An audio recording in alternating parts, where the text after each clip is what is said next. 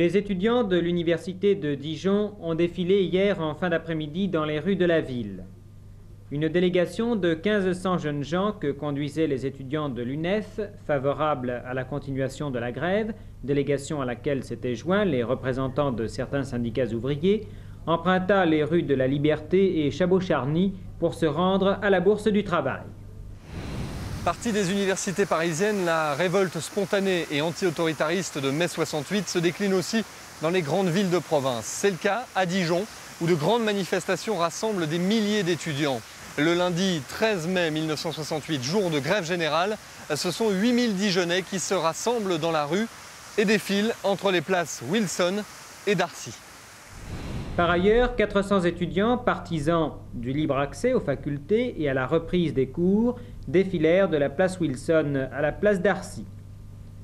Ces deux manifestations se déroulèrent dans le plus grand calme. Si à Paris, la mobilisation tourne à l'émeute avec barricades et affrontements violents entre manifestants et policiers, l'ambiance est plus sereine à Dijon. Pourtant ici, les étudiants de droite non grévistes sont particulièrement mobilisés. Ils organisent même plusieurs contre-manifestations. Mais les frictions sont évitées grâce entre autres au travail des doyens qui jouent le rôle de médiateurs entre les différentes sensibilités étudiantes. Côté gréviste, les revendications restent très concrètes. Il y a le souhait d'une mixité dans les résidences et d'une participation des étudiants aux prises de décision de l'université. La position des étudiants à Dijon est la suivante. Nous exigeons tout d'abord qu'il y ait un pouvoir étudiant. Ce pouvoir étudiant se résumant de la manière suivante. Nous récusons le gouvernement qui a fait la preuve de sa faillite dans tous les domaines, au point de vue aussi bien universitaire qu'économique et tout ça. C'est pour ça que nous exigeons actuellement que les étudiants prennent les décisions eux-mêmes quant à la vie de l'université.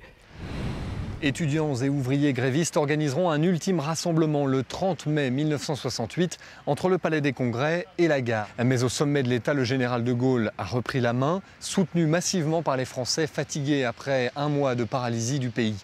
Le 31 mai 1968, un défilé gaulliste rassemble 20 000 personnes à Dijon. C'est la fin du mouvement, avec la reprise progressive du travail tout au long du mois de juin. La plupart des examens se dérouleront normalement à l'université, comme dans les lycées dijonnais.